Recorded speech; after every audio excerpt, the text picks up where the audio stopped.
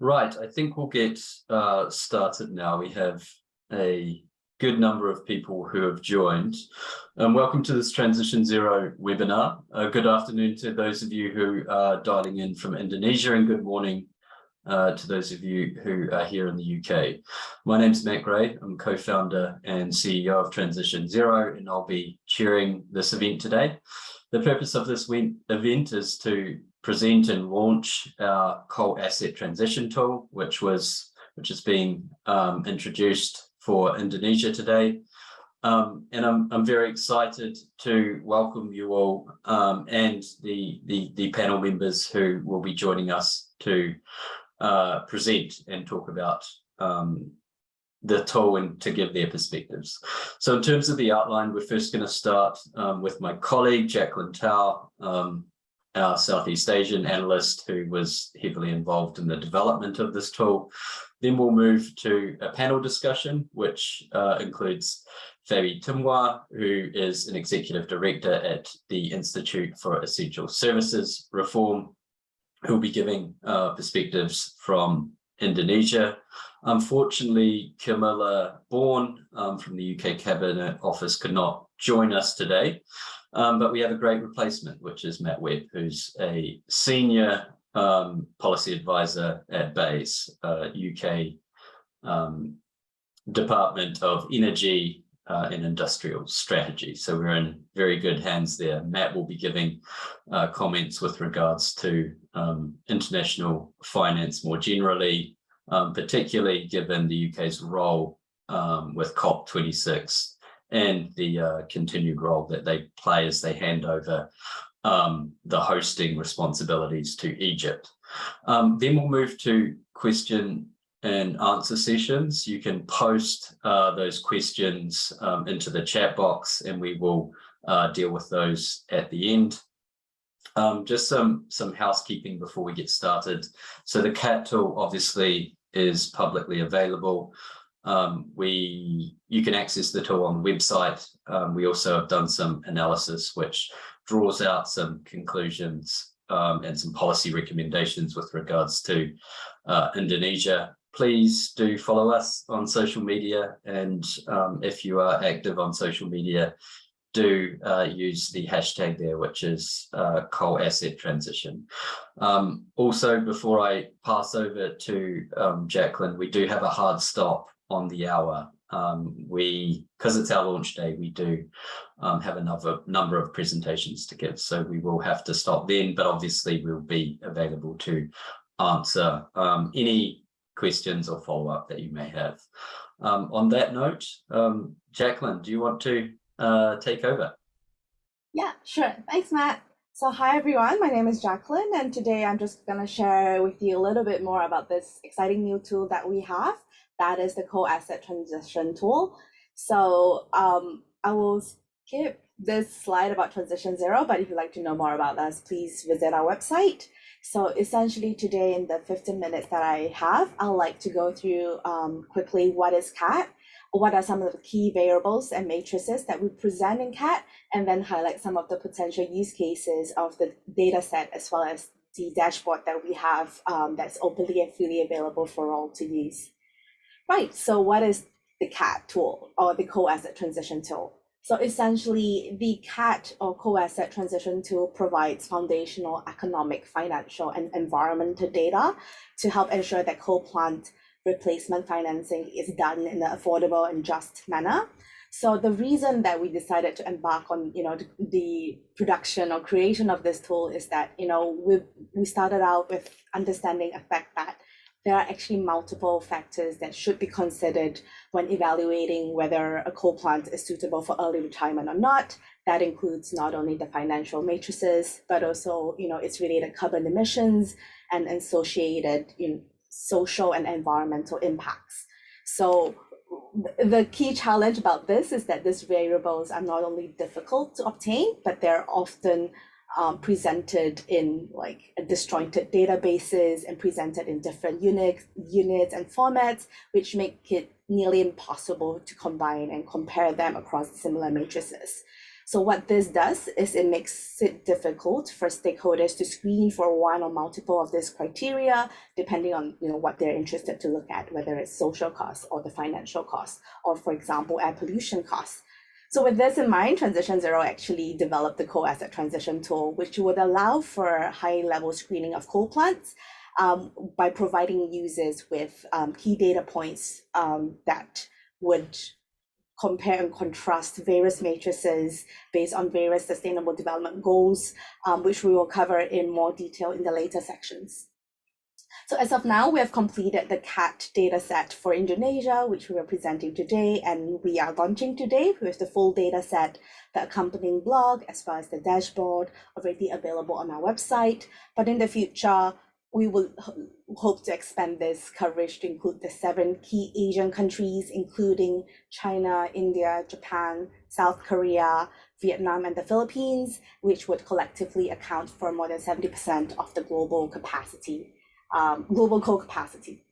Now, moving on to the interesting part, which is what are the matrices that we consider. So as I've explained earlier, we have packed our matrices into the various broad SDG or Sustainable Development Goals umbrella.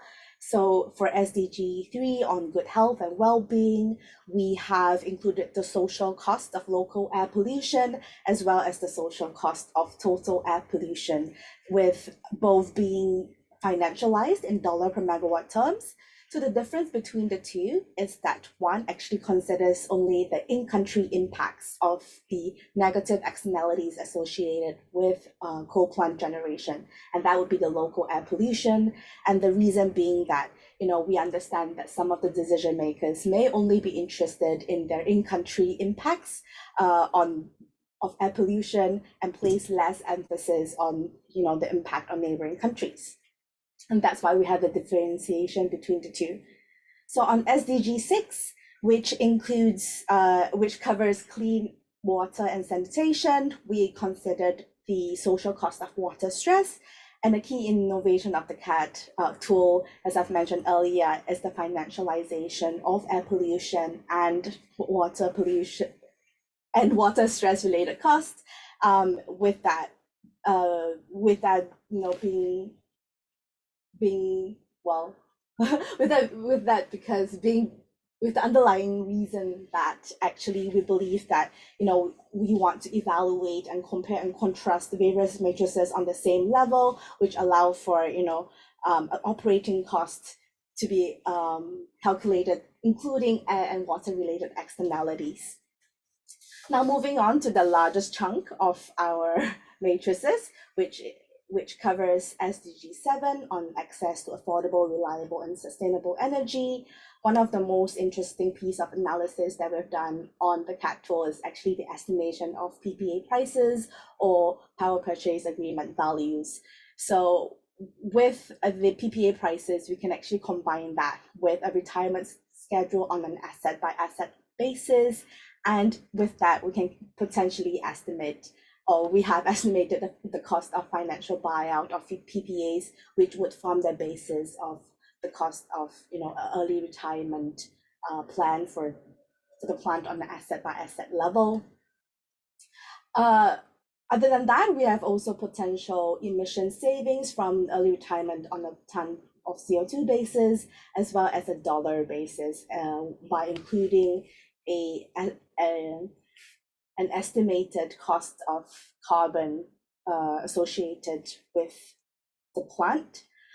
Other than that, we have also included the reserve margin of the grid, which would be a proxy, for example, for the potential impact on the ability of the grid to continuously meet power demand should a coal asset be retired. And of course, we look at operating costs and the long-term profitability of the plant on an asset-by-asset level basis.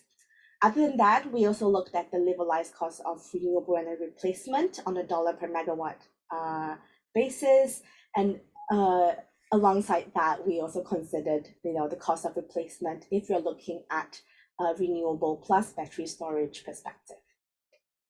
From a decent work and economic growth perspective, we have estimated the direct job losses associated with coal plant closures Please note that we've only considered this at a direct jobs at the coal plant level, and we have not considered the potential upstream impacts into coal mining, upstream coal mining activities alongside other associated coal-related value chains in Indonesia. We've compared that also with the potential job additions from replacement renewables in a full-time equivalent basis. And lastly, for the climate externalities, we have considered that in a dollar per megawatt basis in line with SDG 13, with the goal to combat climate change and its impact. And as I've mentioned earlier, the outputs will be in the Webb dashboard, as well as we have presented a methodology document that is on our website as well, along with the full data set that's downloadable on the Excel sheet format. So moving on, this actually gives you a quick overview of what our dashboard looks like.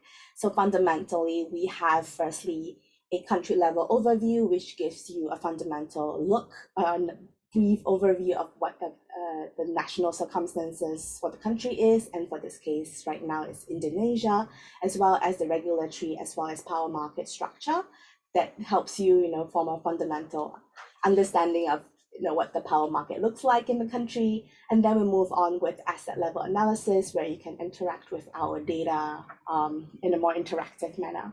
So this GIF actually shows you exactly what you will see at the dashboard. So we have an overview as well as more interactive things where you can click on and look at the data set and hopefully interact with the data set. Right, so moving on to the next section, which actually talks about some of the key matrices that we used. So firstly, that I would like to cover the cost of air pollution. So we understand that the negative impacts of coal-fired generation on air pollution would come from two impacts, mortality and morbidity. And we have decided to only consider mortality in this case because we understand morbidity is actually a second order effect. So we've decided to focus on the first effect. And to financialize the social cost of air pollution, to allow for easy comparisons across differing matrices, we actually employed a two-step process. So the first step that we did was to estimate the impact of air pollution. So we primarily did that by estimating the negative health impacts of increased PM 2.5 on mortality, and we've included the impact of the SOx and NOx emissions as using their conversion to PM 2.5. So with that, we're able to establish a calibrated relationship between PM 2.5 and mortality rates associated with different PM 2.5 concentrations to actually calculate the number of deaths attributable to each plant in various subregions around the plant.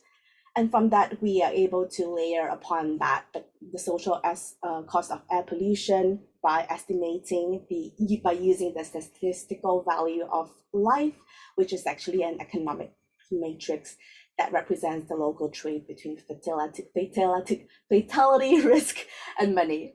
So we're able to convert the social costs of we're able to calculate the social costs of air pollution using the formula that you see below, and that's primarily how we converted air pollution into $1 per megawatt basis. Moving on to the how we estimated the cost of water stress. So the reason why water stress is important for cogeneration is because coal plants actually require large amounts of water to not only cool but also to process, clean, and burn coal.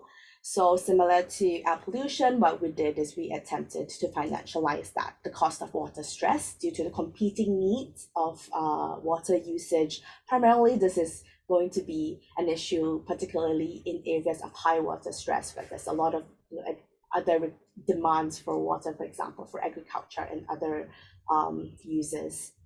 So as a first step to quantify water stress, what we did is we applied a methodology which aims to quantify the value of water to various competing uses other than power generation by calculating a shadow price for water, which we which we like calculated using the total economic value of water, or TEV. So moving on, as a second step, what we did was to estimate the average water usage for each of the coal plants based on the cooling type and technology used. So the table here actually showcases, the different water usages on a liter per kilowatt hour basis based on the type of coal that is being used, as well as the type of cooling technology. So the last step would be actually the financialization of water stress per unit of generation, which is calculated using the figure that you see, the equation that you see at the end of the slide here. So moving on, as I've mentioned, this is the most interesting part of the analysis that I did that we did actually for CAT, and that is actually estimating the buyout value. So when we assess the cost of early retirement for coal-fired power plants, there's usually two different, that we usually require the quantification of the financial value of the plant, which would form the basis of the negotiations of a buyout. And this is typically done from two different perspectives. One, from a cost perspective, by assessing the remaining investment value or the capex value of the asset using unrecuperated capital expenditure, or the other perspective would be assessing the future revenue streams and the potential income that the coal asset would bring. So what we did to estimate cost of early retirement was to align a little bit more to the second perspective by calculating the future revenue streams. So we calculated the cost of early retirement on an asset by asset level by looking at a few different matrices or a few different factors. First, we had the year of early retirement, which is the number of years of buyout in the early retirement scenario. The way that we quantified that is that we looked at assets remaining life based on typical PPA value tied to a coal-fired power plant. So for assets with remaining life of less than 10 years, early retirement would mean the buyout of the remaining years of the asset for immediate shutdown. But early retirement for assets that have more than 10 years in their remaining life, that will see a maximum buyout of 10 years of coal-fired generation. And then the other key matrix that we used was actually the PPA tariff, which is the estimated current tariff price per unit of electricity generated. But from the PPA price, we've decided to minus away the fuel costs, which is like the coal cost that's provided to the coal-fired power plant, as well as the carbon cost, because they are not costs that will be incurred if the coal plant is shut down. So what we did is we took the cost of early retirement to be the year of early retirement multiplied by annual generation now, which what we estimated to be a 3-year average of annual generation at the plant level, multiplied by the PPA tariff minus the fuel cost minus the carbon costs. So that is how we calculated the buyout value. Then, the most important critical factor that we have here is now getting the PPA tariff right. And this slide here actually presents our in-house methodology for estimating PPA, or the cost of electricity generated from each of the different kinds of power plants that we have in Indonesia.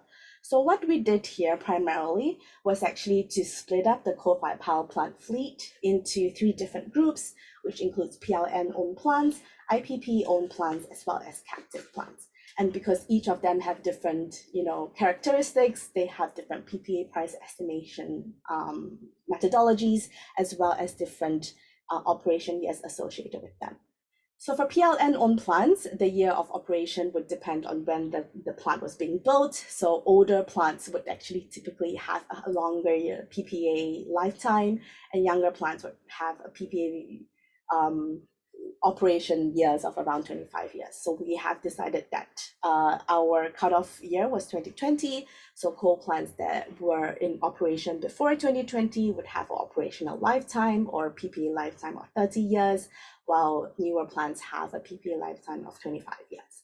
For IPP-owned plants, we have the similar operational years, but then there is another class of coal-fired power plants in Indonesia, which are mine mouth plants. So mine mouth plants are typically plants that are tied to existing coal mining sites, and they typically have a longer life of operation. So what we decided here is to assume that there's an additional 5 more years from the typical power plant operational years or coal plant operational years from their baseline year.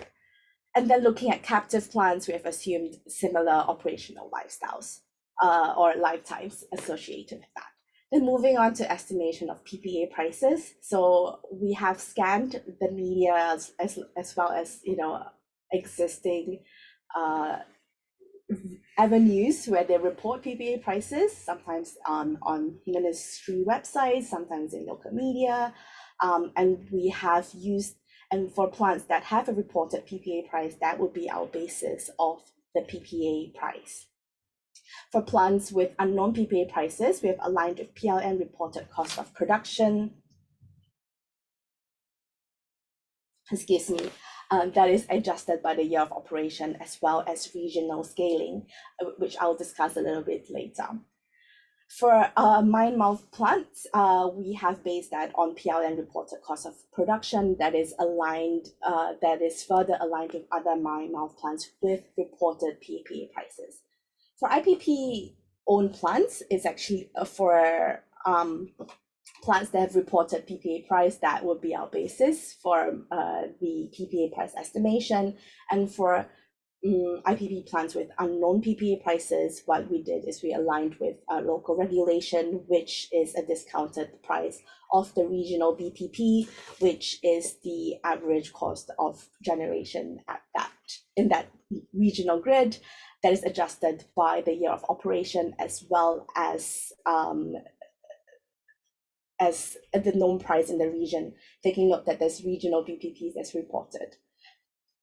And for captive plants, that's the most difficult to estimate. What we did is we have a discount of regional BPP as well, that is adjusted by the year of operations and the known price in the region. And it's generally assumed that captive plants are actually more expensive than typical coal-fired power plants because of the fact that they are actually located in areas where they are typically underserviced. So this is our methodology for calculating the PPA. And here what we have is, the average power purchase agreement tariffs that we have across the different regions that we have. And when we talked about regional scaling, this is what it looks like. We can actually see that this is actually an average of PPA prices that we have, and it actually includes captive plants. So orange actually denotes the typical coal producing regions, which includes East Kalimantan, Central Kalimantan, South Sumatra, as well as South Kalimantan. And then you can see that the prices actually are the highest in remote areas, where it's actually denoted in green, which includes Nusantara, Maluku, North Maluku. Right. And then using our PPA methodology, here are actually some estimates of the tariffs across plant type. We could definitely see that mine mouth coal plants are the cheapest at an average of $51 per megawatt hour, while typical coal-fired power plants average around $59 per megawatt hour. Captive plants are definitely the most expensive, averaging around $82 per megawatt hour. And then we have this regional breakdown by the type of coal plants as well, by mine mouth plants, captive plants, as well as the typical coal-fired power plants. Moving on quickly to see what our cost of early retirement and how it compares against other existing estimates, we can see that we have taken a few different government estimates, which includes the one from CIF, Accelerating Coal Transition, Indonesia Country Investment Plan, which was recently released by the Ministry of Finance in early October. They have actually estimated the cost of early retirement only at $1.45 billion for 2.1 gigawatts of coal-fired power plants, and that is roughly equivalent to $0.69 million per megawatt hour. If we include, some expenses for, governance, just transition, repurposing, that value goes up to $2.64 billion for the retirement for 2.1 gigawatts of coal-fired power plants by 2030, and that is equivalent to $1.25 million per megawatt hour. So we also have an estimate that come from the finance minister back in November 2021 that quotes a figure of around $25 billion for 5.5 gigawatts of coal plants for early retirement, and that is roughly equivalent to $4.55 million per megawatt hour. Obviously, we also have an estimate from the Institute of Essential Services Reform, where we have Fabby here, who will be able to share more about the numbers. And their value is at $27.5 billion for 43.4 gigawatts of coal-fired power plants using the undepreciated asset value or capital cost approach. So our figure places us around $37 billion for 38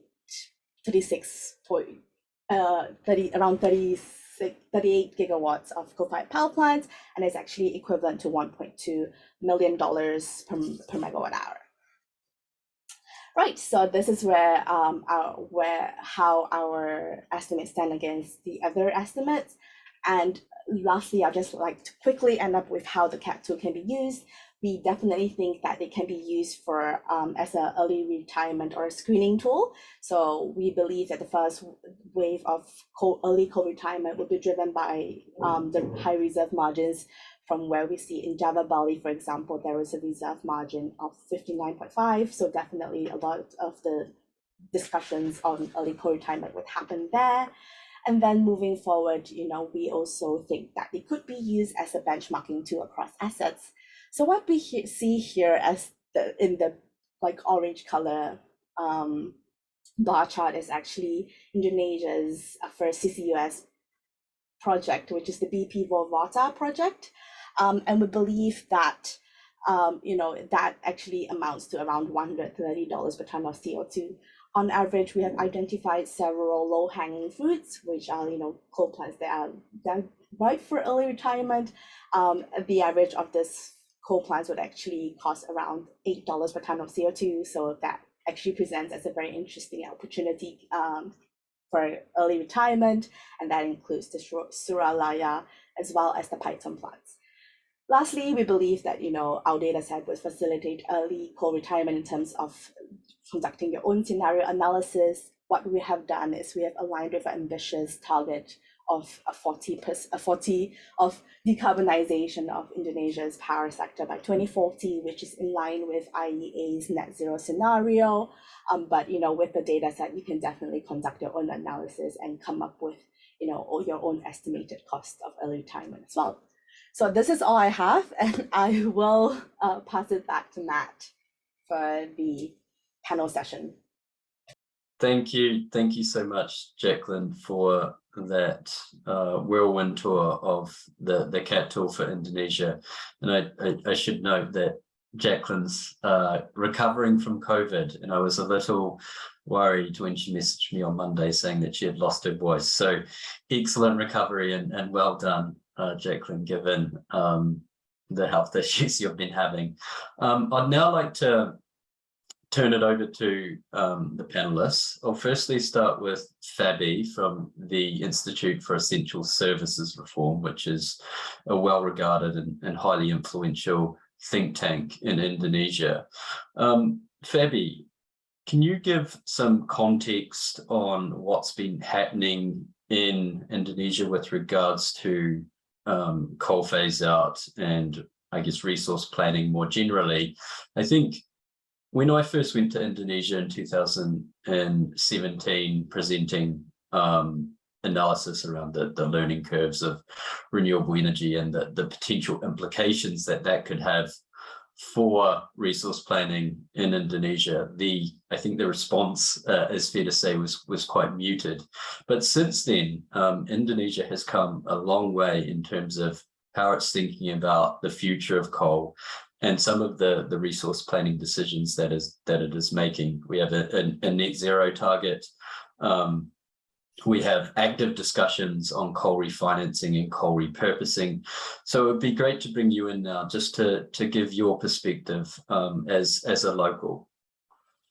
Yeah, and thank you, Matt.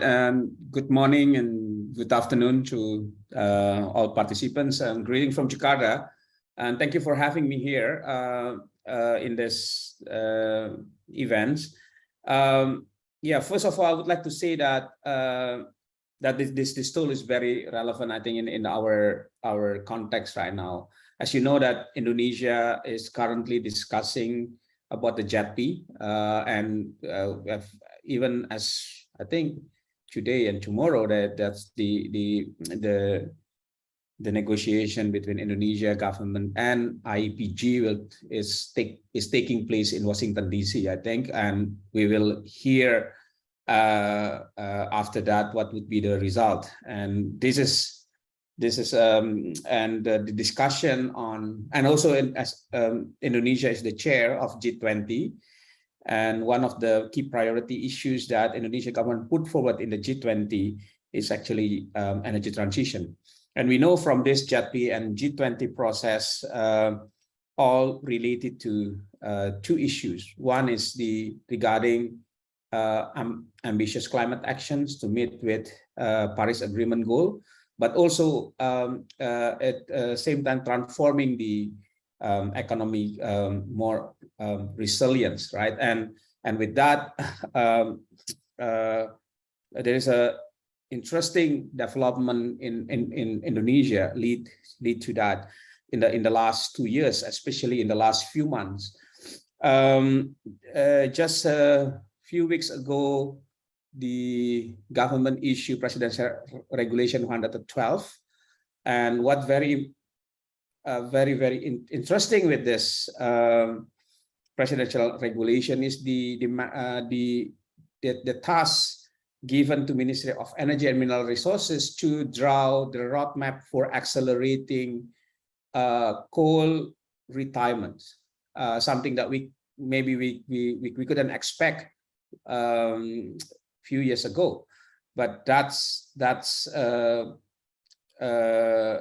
regulations actually stated that. So the Indonesian government have to prepare that, and it has to be approved. Well, it will be prepared by Minister of Energy and Mineral Resources, but also needs to be consulted to Minister of Finance and Minister of State-owned Enterprise, because this is also related with the status of PLN coal asset. So that's, I think, the latest development, and I think it will boost the dynamic of the negotiation of JETP with IEPG this week.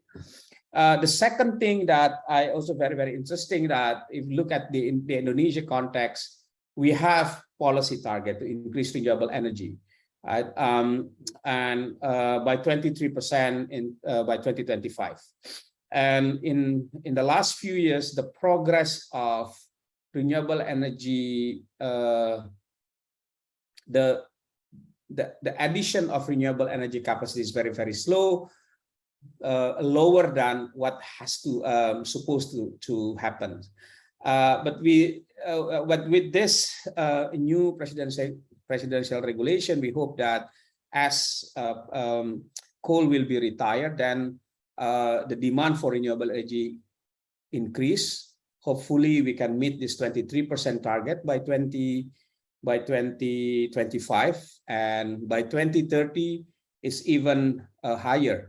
Based on IESR analysis, if we comply with 1.5 degrees target as stipulated in Paris Agreement, then renewable energy has to reach like more than 40% in the electricity generation by 2030. So we will see how actually the new regulation will speed up renewable energy deployment. So in this case, this too, I think, is very important. And also Jacqueline presentation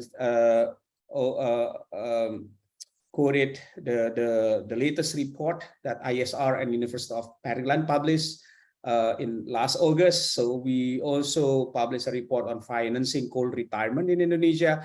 That in that report, and we draw kind of a pathways for coal phase out aligned with 1.5 degrees target. So in our model, we look at the optimum pathways to meet that 1.5 degrees goal. So that, I think, makes a difference with the tool. Then we make a schedule of the coal retirement from now until 2045 that we think the latest unit of coal has to be retired. And if we would like to meet with 1.5 degrees. And from that, I mean, you can go to IESR website to download the report. But what very interesting with that report is that there is a need to retire at least 9.2 gigawatt from now until 2030 of both PLN and IPP asset as a first stage to meet with this goal. And we have calculated how much does it cost actually if we would like to retire. As you know, for IPP unit, well, in average, coal plant in Indonesia is pretty young. I think the average of age of the entire fleet is like 12 to 13 years. Even some IPP is less than 10 years. So you see that to retire earlier, the IPP plan will be costly. So what we think is that for the first stage, as much as PLN asset has to be retired, and we have calculated at least before 2030, like 5 gigawatt of PLN asset has to be retired, and for the IPP another 4.2. We also look at the affordability of plan from the economics lifetime. So there is like 4.5 gigawatt of PLN that asset and IPP that could be retired because they have reached their economic lifetime before 2025. So I think this is also very important because actually the cost to retire those 4.5 gigawatt is actually cheaper than the remaining plan, which the average age is actually still very young. And also we calculate the cost. So that's what Jacqueline has presented, the total cost until 2045. But we also see that in every decade that the cost for retiring coal plants and both to address the stranded asset and also the physical asset itself, including the commissioning costs. That's what included in that cost is actually can be paid off by even higher by the reduction of coal subsidy. As you know, coal for power plant for electricity is actually subsidized by government through domestic market obligation cap price. And the second, from the health impact of the air because of the reduction of air pollution. So we can see that the social economic benefit is actually higher than the cost to compensate this coal plant. In that report also we have calculated not only the retirement cost, but also the cost of building the renewable energy infrastructure to replace this capacity to meet decarbonization for the electricity sector before 2050. So it's you can go to the website, but I would like to iterate again that I think this tool will be very useful, and having Indonesian as case study, you can see that it's not easy because of the information on the PPA, on the term, and my understanding that all PPA, well, every PPA is very unique in Indonesia. So making simplification, it's not that easy, but at least we have some figure as a benchmark, and very appreciate that this tool also will be available online and will be used for the other country. And I do hope that well, it will be useful to advance the effort to push coal retirement, at least in the Asia region. That we know that the coal is still growing strong here in a number of countries, and that's where actually we have to retire most of the coal fleet if you would like to save the world from climate catastrophe. Thank you. Thank you so much, Fabby, for those remarks. Really insightful. Now I'd like to turn to Matt Webb, Senior Policy Advisor at BEIS. Matt, if you could keep your comments to say 6 minutes, if that's possible, that would be great.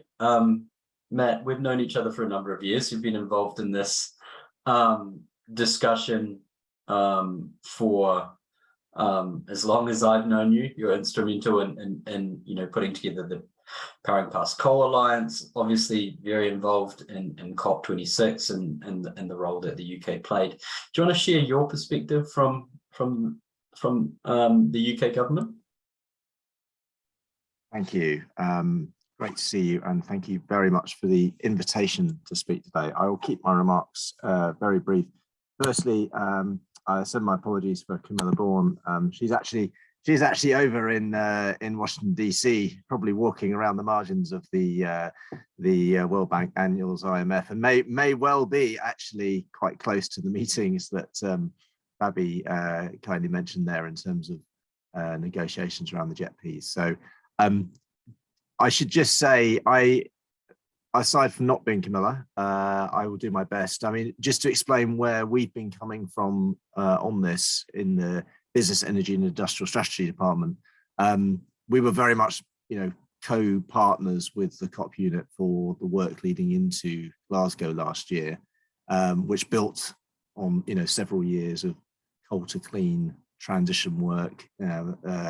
Matt mentioned the Powering Past Coal Alliance, but also developing some support mechanisms. I think this was the key thing as we moved towards Glasgow, which went, it's one thing for the OECD to accelerate its phase out of coal, but we're going to need support mechanisms to work with developing countries where, the challenge is much, much greater. So this led to things like the initial conversations with South Africa around the ESCOM transition, which then, success of that has helped develop this, what I think is just the most exciting upscaling in effort with, key countries where coal is a really pressing issue. And I think, my first reflection is just to remind ourselves the pace at which this is moving. Now we all know how fast we have to move. We've got, limited years this decade to really move on to the 1.5 degree track we've got to implement. But when you look at, the conversation 2 years ago, I think was very nascent, particularly in Indonesia, around the issue of coal retirement, the potential for coal retirement, how you might do it. I mean, last year there was a huge effort globally to move the coal debate forward to a point where, we wanted Glasgow to be a sort of global expression of a tipping point, that the inevitability of the shift from coal was there, and now we had to find the tools to do it. And I think Jacqueline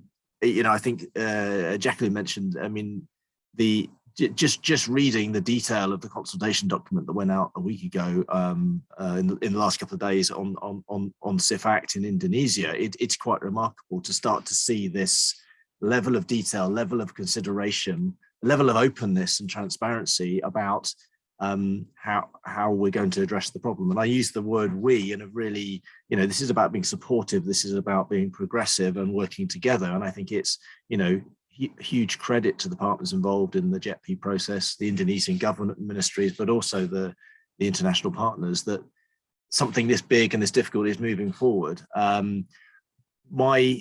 Where I bring this back to this tool, I think at the moment the pace of this change is really challenging, and when you look at how the markets are starting to respond to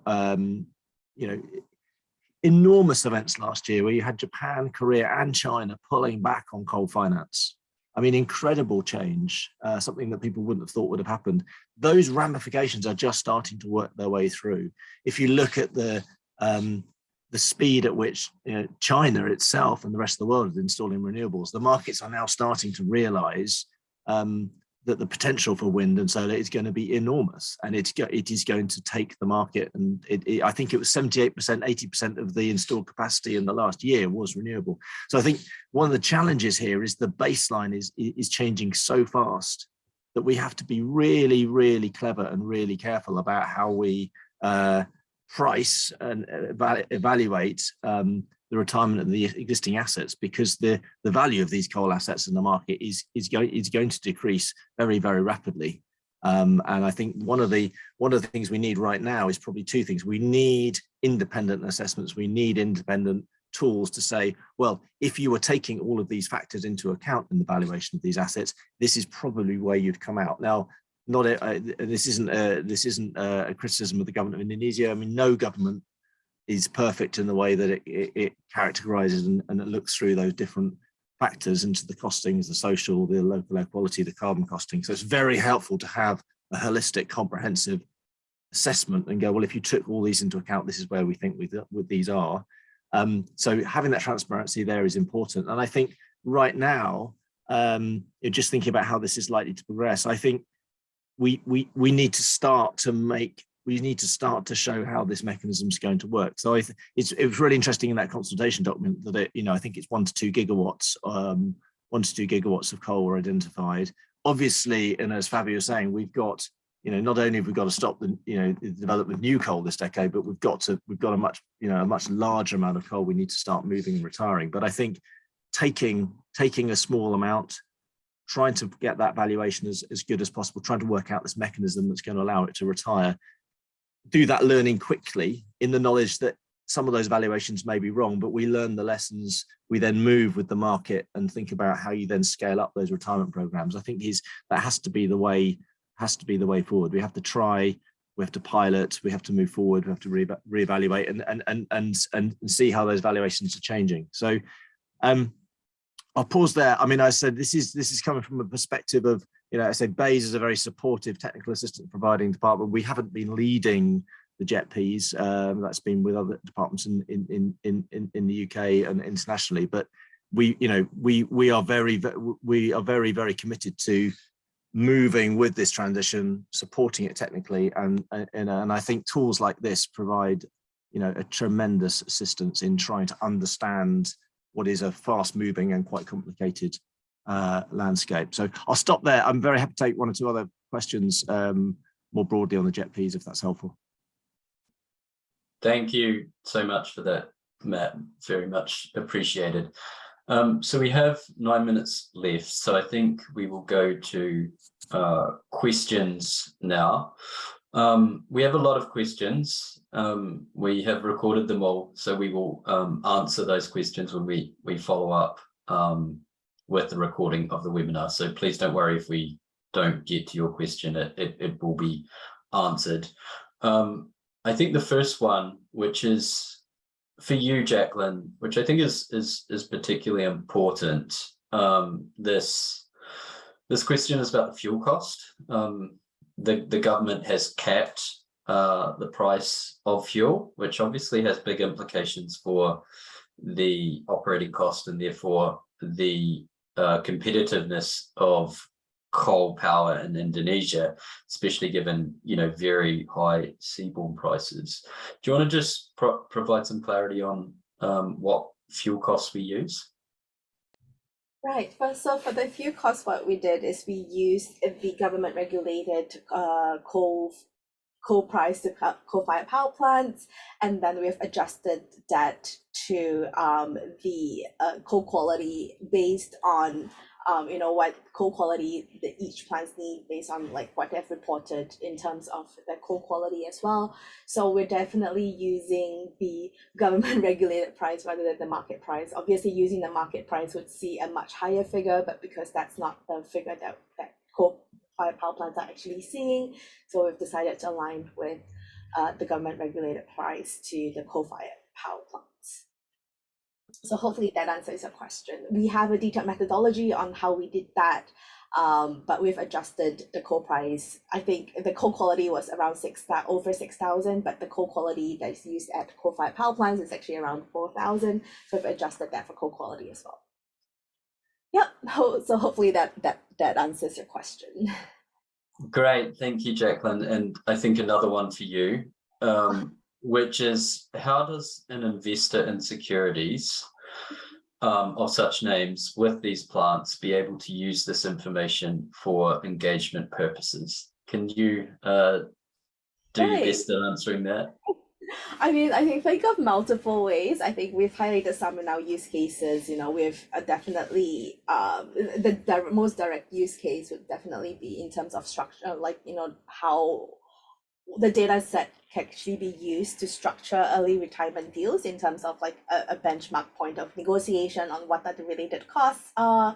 Obviously, if you're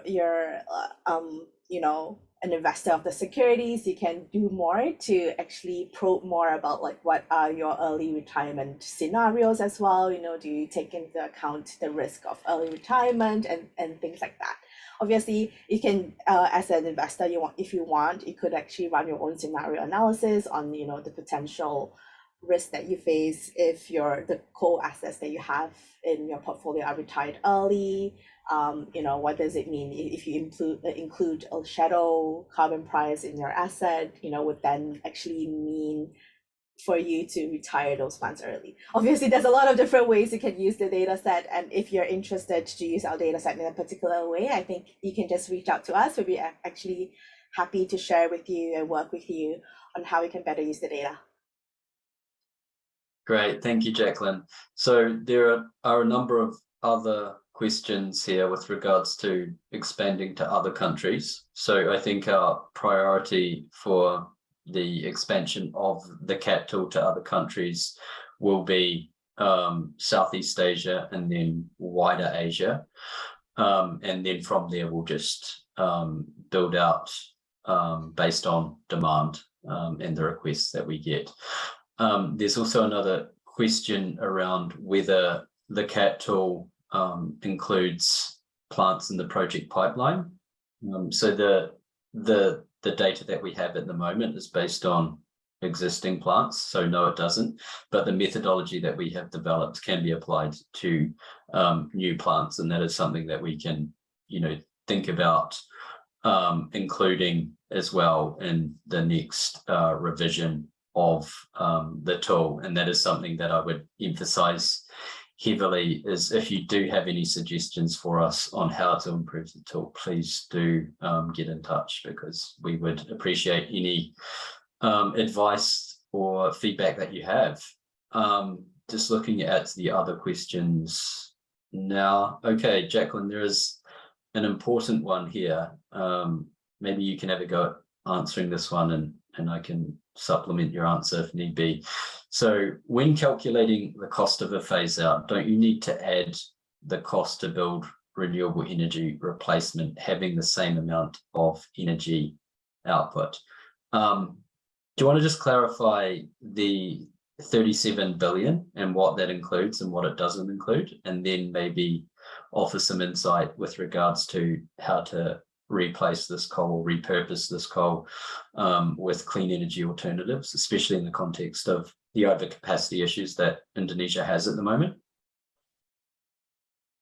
So the $37 billion would be actually based on this equation. I know we're missing two brackets here, but essentially we take the PPA tariff minus away the fuel cost as well as the carbon cost, and we multiply it by the annual generation and early retirement, the year of early retirement. So essentially what this covers would be, the future revenues with an acceptable, if you make, profit margin for the coal plant owner.